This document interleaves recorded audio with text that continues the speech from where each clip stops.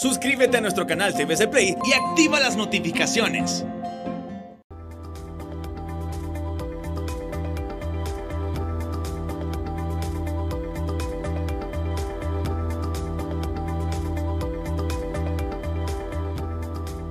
Hola, ¿qué tal? ¿Cómo están? Bienvenidos al Banquillo. Estamos listos para llevarles un programa más. Nuestro compañero y amigo Rosendo García goza de un periodo merecido de descanso, pero estamos listos para seguir dialogando con personalidades del ámbito nacional y sobre temas que son trascendentes de interés. Hoy nos acompaña el presidente del Colegio de Abogados de Honduras, el abogado Freddy Cerrato, a quien saludo. Es un gusto saludarlo, abogado. ¿Qué tal está? ¿Cómo le va? Como no, encantado. Un gusto. Un saludo. ¿Hace cuánto no tenía el placer de entrevistarlo personalmente? Creo que algunos años, Aldo. Sí, ¿verdad? Coincidimos cuando era secretario de Estado en los despachos usted estaba de en Economía, sí. Le llaman Ministerio de Economía. Y en algunas coberturas que usted hizo en el pasado, cuando militamos en el Partido Liberal también, que hizo también coberturas de actividades. Tuvo una temporada que quiso ser candidato a alcalde, o fue candidato a alcalde, ¿verdad? No, intentó buscar cuando don Jaime Rosenthal, pero luego llegaron a un acuerdo y se estableció poner un candidato por consenso y ahí pues declinamos esa lucha. Pero sí, en su momento, bastante jóvenes, eso hace unos 20 años. Sí, ¿verdad? Atrás, sí. Mucha 20 años se dicen bastante. Es un placer se dicen fácil con usted, pero es un placer dialogar con usted. Sí, siempre hemos estado en las luchas cívicas del país. La verdad es que hemos tenido participación porque la política es un arte y la política debe ser conducente a buscar el bienestar del pueblo. El político que no lo mira de esa manera y que son las situaciones que estamos viviendo en este momento ante las ausencias de liderazgos contundentes, es lo que no permite que la sociedad hondureña encuentre el descanso, encuentre la tranquilidad a través de los consensos que debe buscar. Pienso que uno, desde nuestra organización inclusive como abogados, debemos de cuestionar, pero a la vez debemos de dar luces y de orientar de qué podemos hacer si está a nuestro alcance para que podamos solucionar problemas de país. Ahora en el Colegio de Abogados, ¿percibe usted que la situación es tal y como usted la visualizaba cuando buscó ser candidato o aspirar a la institución gremial? No, en lo absoluto, Aldo. Mire, es una sorpresa. El colegio es una caja de sorpresas y de sorpresas desagradables. En primer lugar, la verdad es que nunca pensé llegar a ser presidente del Colegio de Abogados de Honduras. Yo tengo un ejercicio profesional bastante dilatado siempre como abogado independiente. Pero cuando se llegó a esta coyuntura que me buscaron distintos sectores de los gremios organizados al interior del colegio, lo hicieron en función de un cansancio que tenía el Frente Patria y Justicia de estar durante 14 años dirigiendo el colegio y con los escándalos, ¿verdad?, que se manejó y es real, pues algunos han fallecido, otros están en la cárcel, dirigentes del colegio que prácticamente saquearon los recursos, sobre todo los previstos para pagar las jubilaciones de nuestros abogados y abogadas mayores. Pero también se perdió mucho de la imagen, del prestigio del colegio ante la sociedad, porque abogados robándole abogados, eso deja mucho que desear. Y hoy la cosa no ha cambiado.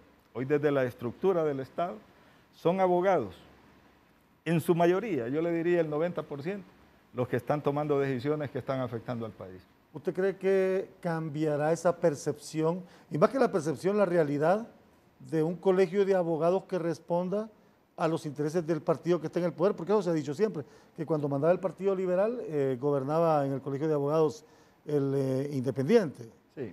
Y cuando ganaba el Partido Nacional, el Patria y Justicia. Sí.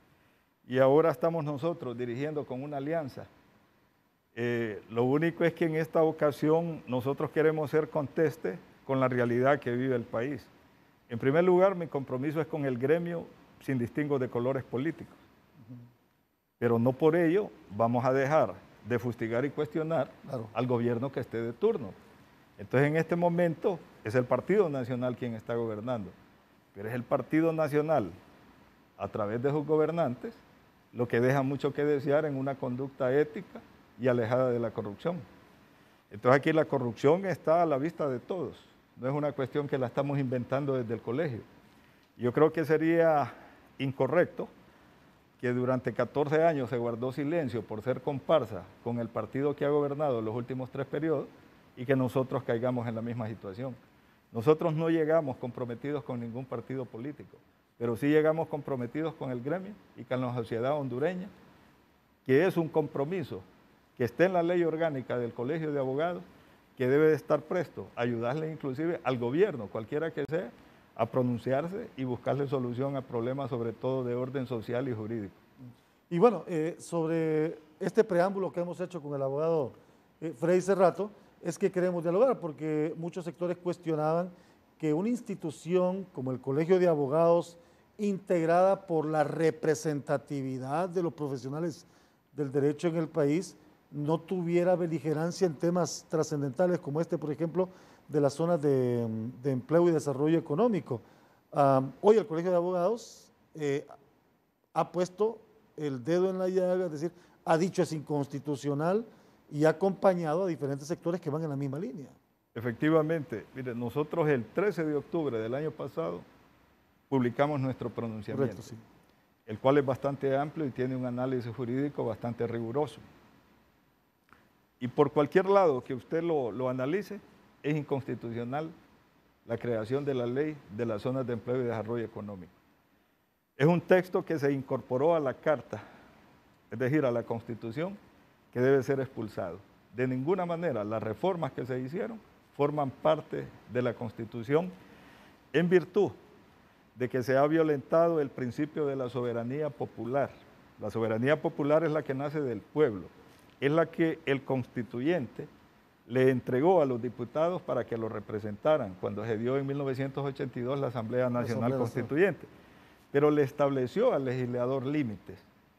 Y fuera de esos límites, todo lo que hagan es ilegal y están fuera del procedimiento. Y de ninguna manera se les ha delegado la facultad para que violenten artículos pétreos de la Constitución que tienen que ver con la forma de gobierno, que tienen que ver con la forma de administrar justicia y que tienen que ver con la soberanía popular, la soberanía territorial. En ese sentido, se han extralimitado totalmente.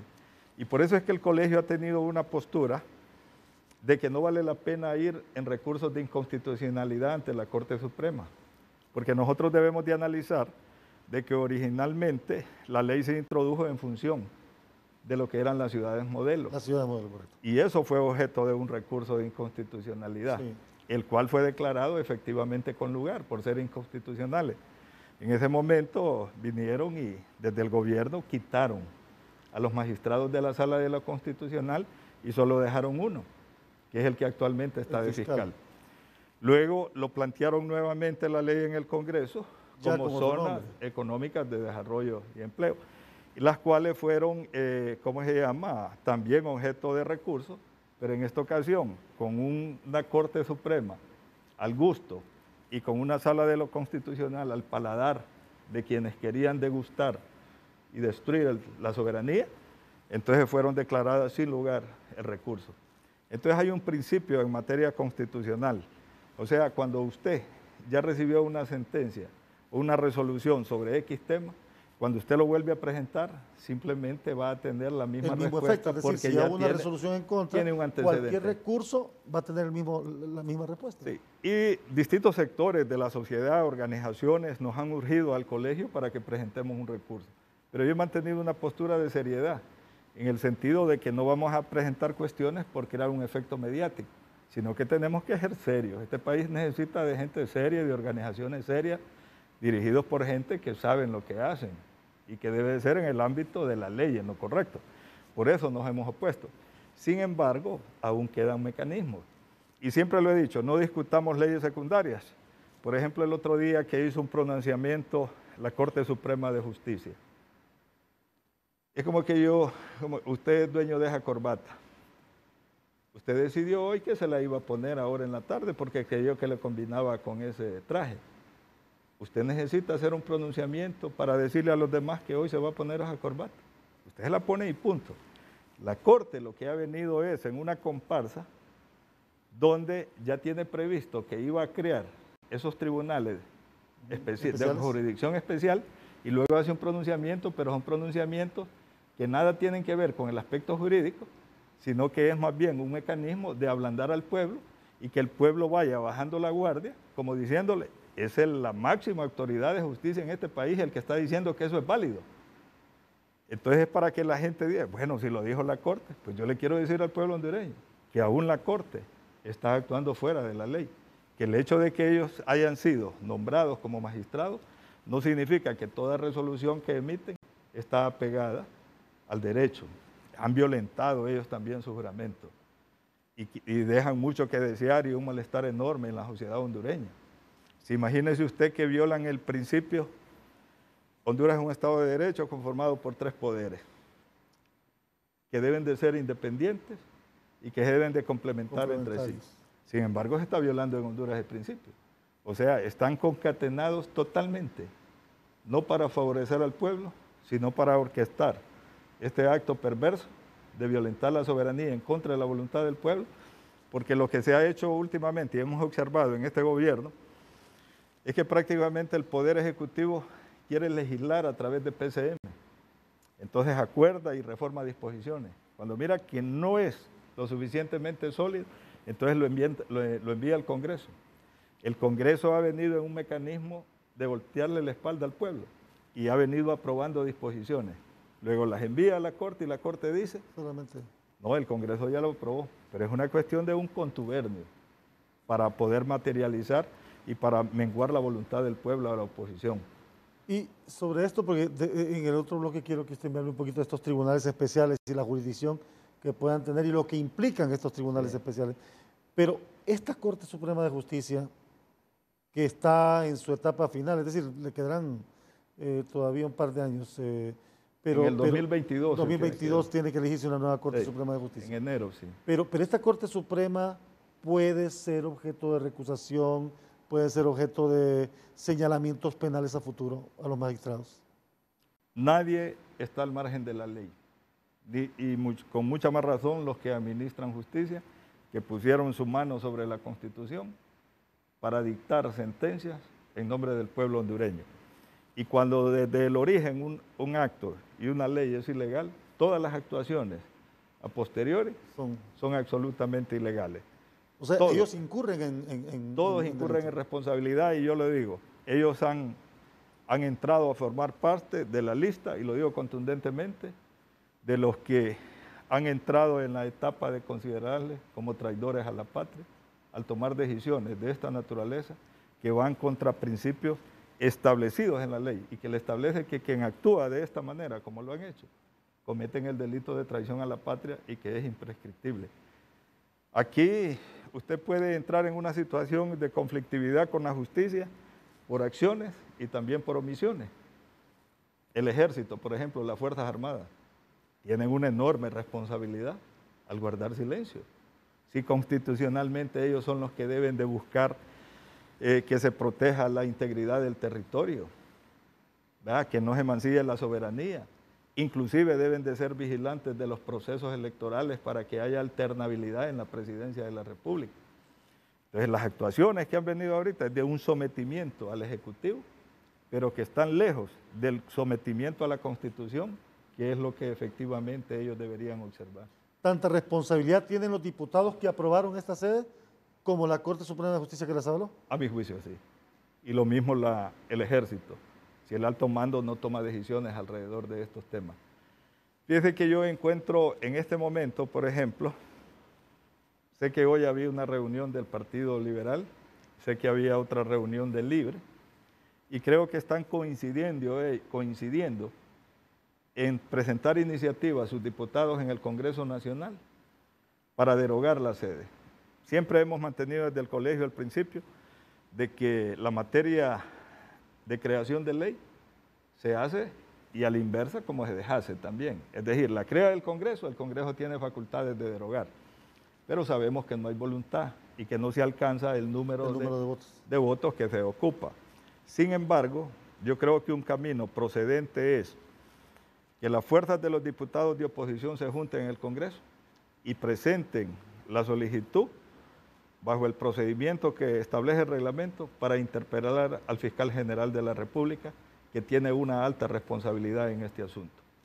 Y como decía el otro día el doctor Edmundo Orellana, él sabrá si quiere que se le recuerde como alguien en los patíbulos o si quiere más bien que se le coloque en los estrados de la historia.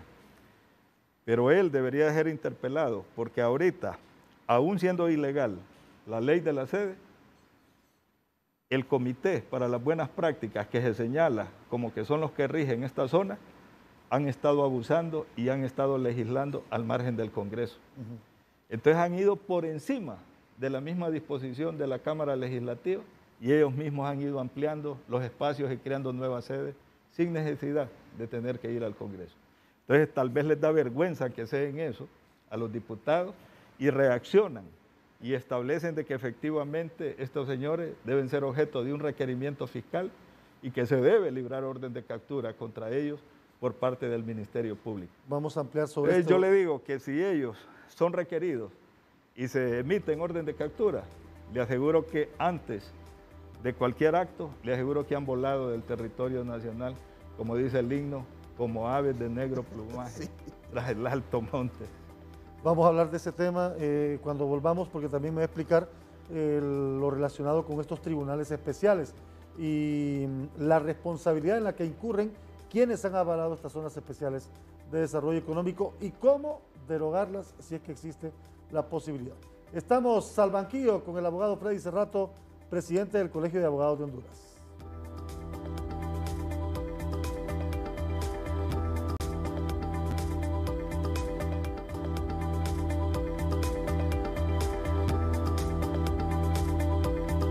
Regresamos al banquillo, el abogado Freddy Cerrato, presidente del Colegio de Abogados de Honduras.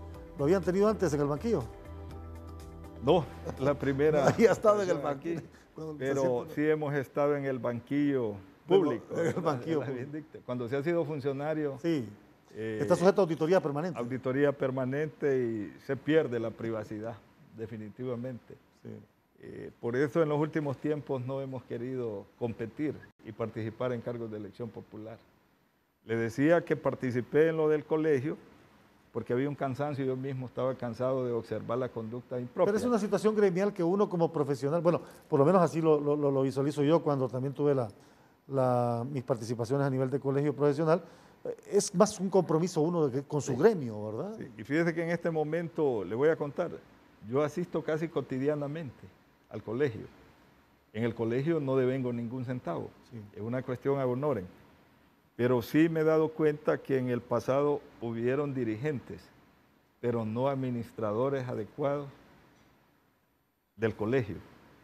Ahora que le hemos dedicado tiempo y que nosotros entendemos un tanto de economía y finanzas, entonces hemos enderezado administrativamente el colegio y estamos luchando porque el colegio vuelva a tener voz y vuelva a tener un prestigio ante la opinión pública y además garantizarle a nuestros jubilados que en el futuro no van a quedar desamparados, porque después de que se llevaron 580 millones del fondo de pensión, volver a restaurar un fondo para poder seguir pagando las pensiones es un milagro. Sí, va a ser fácil. La gente no tiene ni idea, pero si no se venden auténticas no se puede pagar las pensiones mensuales. Hay que pagar 8,5 millones y hay que vender un mínimo de 60,000 certificados de autenticidad. Por eso en la época de la pandemia, cuando estuvieron cerrados todo el sistema judicial y la administración pública, el abogado independiente sin trabajar se cayó en un déficit de unos 47 millones acumulados. Y la primera acción que tomamos, si me permite tomarme este momento, es hablar con el ministro de Seguridad desde el día que tomamos posesión para conseguir un salvoconducto que pudiesen salir los abogados independientes a trabajar. Por dos conceptos, para ganarse la vida y en segundo lugar, que se moviera la auténtica. Y fue un milagro. Inmediatamente en el mes de septiembre que nosotros tomamos posesión, logramos tener ya un margen de ingreso y luego lo hemos sostenido. A tal grado que cuando vinieron las tormentas tropicales, nosotros fuimos más rápido que el gobierno. Nosotros a toda nuestra gente que se le inundaron sus viviendas y perdieron todos sus enseros, les dimos 6.500 lempiras de apoyo. Nos desplazamos al norte y los apoyamos en eso, con un poco de ahorro que habíamos logrado de los gastos administrativos del Instituto de Previsión Social del Profesional del Derecho. Y creo que la administración que estamos haciendo, es más, se lo garantizo, es la más transparente, si es posible, en las últimas décadas del Colegio de Abogados de Honduras. Y lo vamos a dejar con un gran prestigio. En este momento he ahorrado más por austeridad administrativa que lo que se ahorró en 14 años. en los 7 Bueno, y meses. como dice usted, la historia lo va a juzgar, ¿no? Así es. La ni historia más va a ni juzgar menos. su gestión. Así es. Sí, porque el personaje público, aún en los colegios gremiales, está sujeto a ese escrutinio popular, ese escrutinio. Y más del gremio, que tampoco es fácil. Tampoco Este es fácil. gremio nuestro es bastante complicado. Es como el de los periodistas. Es bastante Imagínense, difícil. sí, periodistas, juristas, y tenemos similitudes a veces Sí, en la sí, lucha que pero- desarrollamos pero- en las causas del pueblo. Sí. Pero hay que ser Hay que hacerlo. abanderado de las luchas. Pero hay que justas. hacerlo, sí, Sí. hay que hacerlo. Retornamos al tema de las sedes. Un estado dentro de otro estado, ¿sí? Sí. ¿Qué implican esta frase que está muy posicionada? Un estado dentro de otro estado. Eso es como tener uno su casa, ¿verdad? Y que luego alguien le dice que va a poner una carpa En el patio. en el patio. Pero luego viene, establece y lo va ampliando, y cuando menos acuerda a usted, le tiene cercado todo. Y ya le dice a usted, usted no es parte de este patio, usted no puede entrar. Pero yo no lo quiero vender, le dice, si usted es un extraño para mí. Entonces le dice, no, pero aquí se creó en el Congreso una ley que dice que por las buenas o por las malas, y que yo puedo indemnizarle esta cuestión. No, no estoy de acuerdo, y dice la persona, yo tengo inscrita mi propiedad en el Instituto de la Propiedad del departamento. Tampoco, le dice, porque ya se hizo una ley donde se establece que la inscripción de la suya y de otros, porque ahora ya amplié y le agarré también el patio a otro, aquí tengo yo mi propio registro. Entonces usted dice, voy a hablar con el alcalde municipal porque esta propiedad mía está dentro de este municipio. Y hay un alcalde que es el que nos gobierna y que nosotros Correcto. estamos de acuerdo. Y luego le dice, ese alcalde ya no tiene nada que ver aquí. Ya esta parte no es parte. Está ubicado aquí geográficamente, pero ya no es parte, ni está bajo la administración de ese alcalde, ni tiene ninguna injerencia. Entonces dije, no, voy a llamar a la policía. La policía tiene que hacer algo con este intruso. Y entonces le dije, esa policía tampoco, porque nosotros tenemos nuestra propia policía y tenemos nuestro propio sistema de seguridad.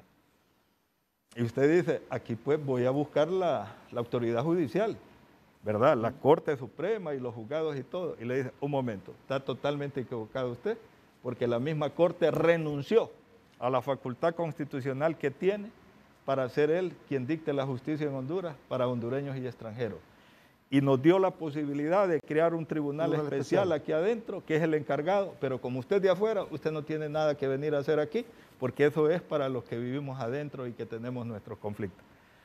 Entonces, en un momento, usted mirando, y se lo voy poniendo como ejemplo de manera sencilla, porque para que el pueblo entienda no sobre la jurisprudencia, sino que entiendan con ejemplos prácticos.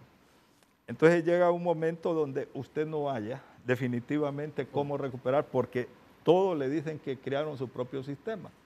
Y aparte de eso, también tiene muro, está cercado, Sí. y hay seguridad que no le permite entrar. Entonces, eso es un estado dentro de otro estado.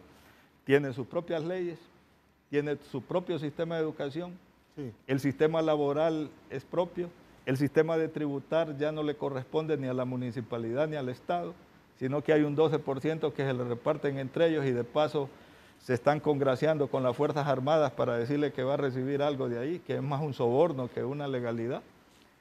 Y entonces empieza a ver que lo sacan del ámbito del gobierno y ahí no tiene nada que ver el presidente. Y de paso le ponen algunos artículos especiales. Por ejemplo, en la creación de los tribunales especiales, ahí le dicen que puede ser bajo otro sistema judicial, no el mismo, sino que puede ser al anglosajón que usan los norteamericanos, que nada tiene que ver con las prácticas y las costumbres judiciales que nosotros tenemos. Pero además le establece que los jueces pueden ser absolutamente extranjeros y que los nombra una comisión que hay ahí que se le llama Comité de Buenas Prácticas, que tiene un secretario ejecutivo y que son los que deciden absolutamente sobre la administración y el gobierno dentro de ese espacio territorial. Entonces, definitivamente, solo falta que se establezca que tampoco se puede invadir el espacio aéreo y que no puede pasar ninguna aeronave, ninguna cuestión de esa naturaleza. Entonces ahí usted es donde observa, dónde están las Fuerzas Armadas, absolutamente indiferentes y callados sobre esta situación. Entonces usted mira la barbaridad que están cometiendo los magistrados, usted mira la barbaridad que están haciendo los diputados, decía, y luego los magistrados acuerpando estas decisiones, que todas nacen desde el Ejecutivo. Entonces se interrumpió totalmente el principio fundamental de la independencia de los poderes. Entonces los mira usted absolutamente en armonía, pero armonía para hacerle daño al pueblo de una manera conspirativa. Y quiero abundar algo más, Aldo, que nadie está en contra de que haya empleos en un país. Yo creo que todos, absolutamente. Yo quisiera ver que todo el mundo tuviera empleo, que mejoraran sus ingresos, que tuviesen condiciones para efectivamente vivir con decoro. Pero ahorita usted agarra una zona de esos y empiezan a hacer muros y todos, y hay que excavar. Y un maquinista con una excavadora, o en los lugares más difíciles, el montón de campesinos con una piocha. Al nomás terminar de hacer estas obras físicas, van para afuera, ellos no vuelven a tener ningún empleo. Y luego la gente que siempre ha vivido ahí, le empiezan a sacar porque no es para ellos no es el modelo de ciudadano también que ellos necesitan, ni que tiene la formación académica ni las cualidades como para ser una persona que se va a desempeñar dentro del esquema que están creando. Es totalmente ahí es donde falso. entra la expropiación. Entra la expropiación, absolutamente. Y luego lo otro que crea clases privilegiadas dentro del mismo Estado y excluyentes. Nosotros deberíamos de tener un esquema de desarrollo que sea de país, que nos sirva a todos para mejorar nuestras condiciones, que no sea excluyente. De tal manera que esto, por donde usted lo analice, no es bueno. No es bueno en lo absoluto. Y después surge la otra etapa, Aldo, de que hay una disposición en la ley de las sedes, no recuerdo en este momento el artículo, pero ahí le dice que ellos mismos van a legislar, van a hacer leyes sobre la extradición, sobre la pornografía infantil, sobre violación, y le establecen un montón de delitos penales que el pueblo rechaza, pero tienen mucho cuidado ellos en dejar señalada la extradición. Y le dice que ellos van a legislar. Entonces ya no legisla el Congreso, legislan ellos. Ya no es la Corte Suprema a través del esquema judicial, sino que son ellos. Ya no es el Ministerio de Educación, ya no es Salud, ya no es, y que me diga alguien entonces si no eso es crear un Estado dentro de otro Estado. Al volver de la pausa me va a responder dos consultas. Número uno, ¿quiénes habitarán las sedes? Y número dos, ¿qué piensa de esta resolución, de este comunicado que hizo entonces la Corte Suprema sobre los tribunales especiales y la jurisdicción de lo mismo? Sí. Vamos a ir a la pausa, estamos al banquillo con el presidente del Colegio de Abogados de Honduras, el abogado Freddy Cerrato.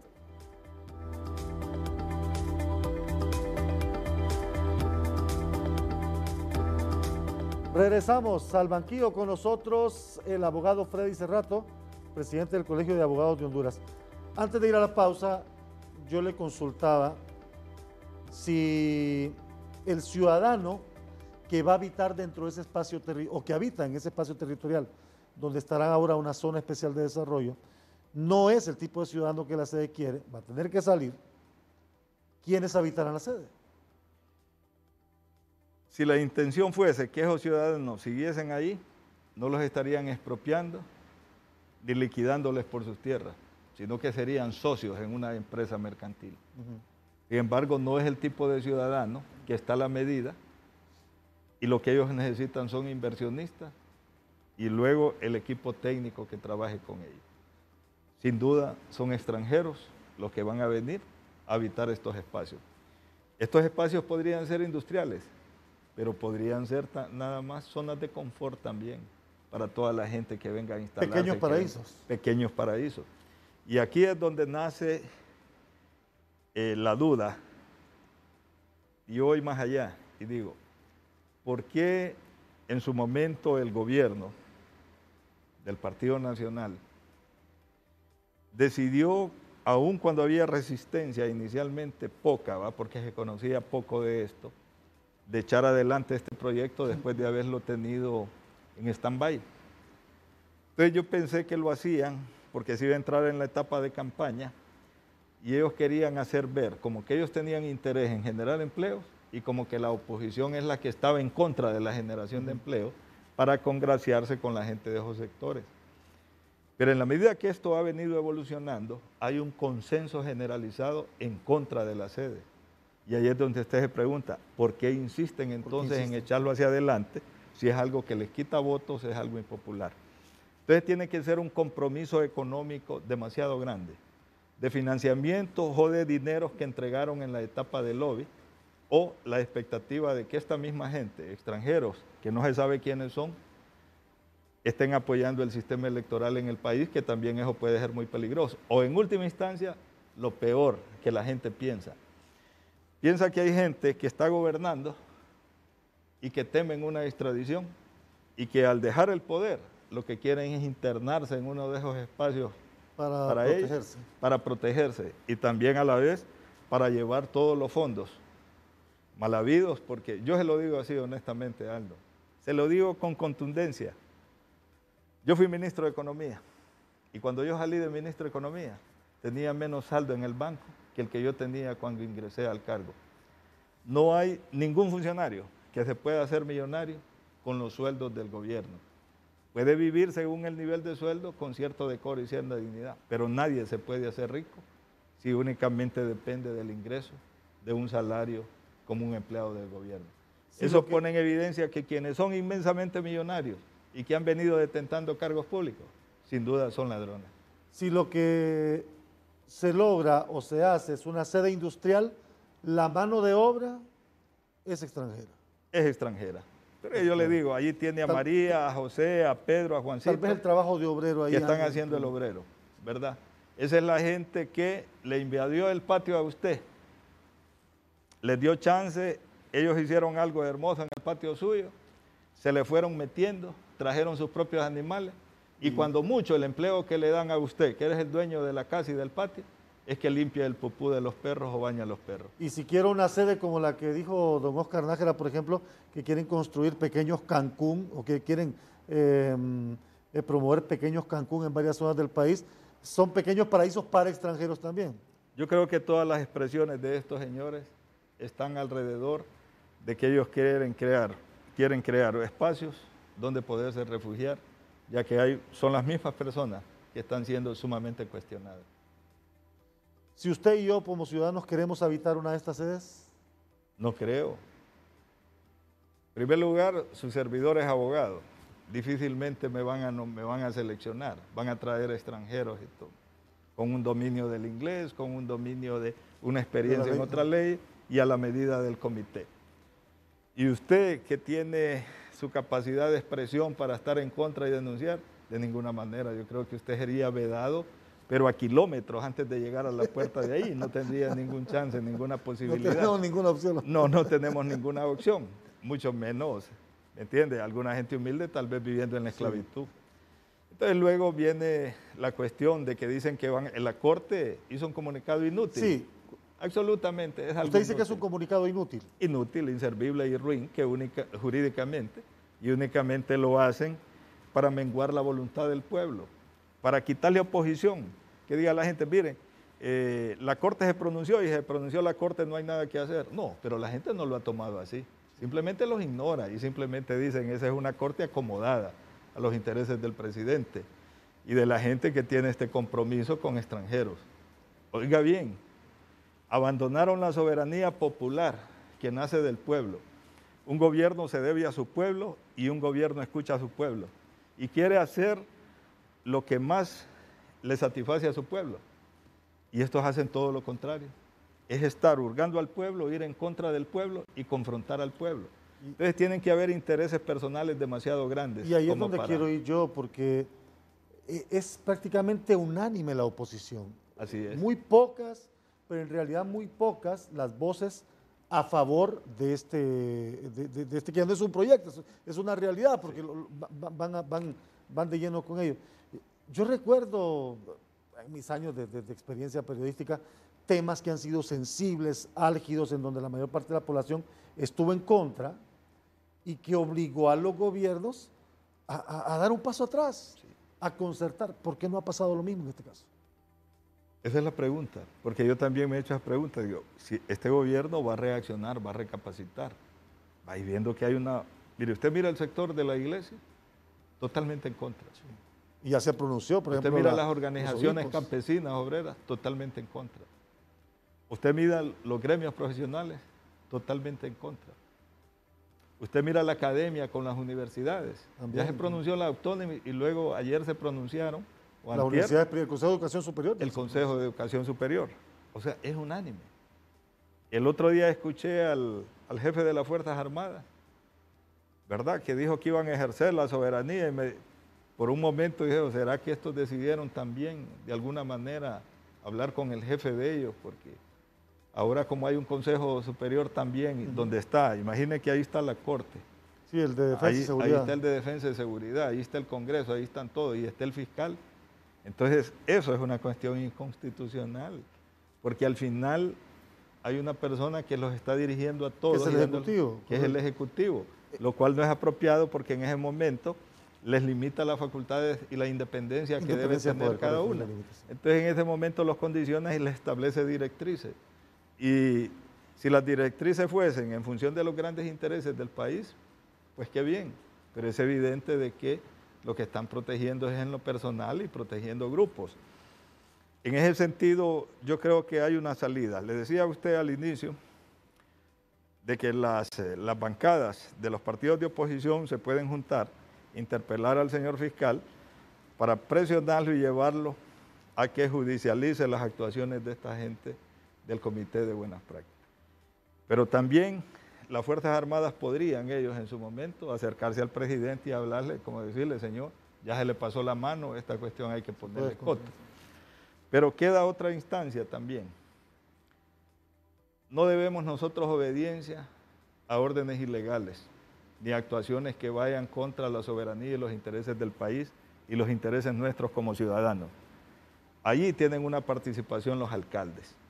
Entonces, un alcalde que ya le están violando su autonomía, que le están violando su territorio y que le están quitando la facultad de gobernar ahí, perfectamente puede convocar a su pueblo, a sus vecinos, para ir en una oposición física a los lugares donde se pretenden o se están desarrollando trabajos para presentar una oposición. Y usted se ha reunido con alcaldes y firmó un documento con alcaldes y ya me va a contar sobre este particular al volver de la pausa. Muy bien. Para conocer un poco de este documento que ha firmado el Colegio de Abogados con alcaldes municipales. Estamos al banquillo, regresamos después de la pausa.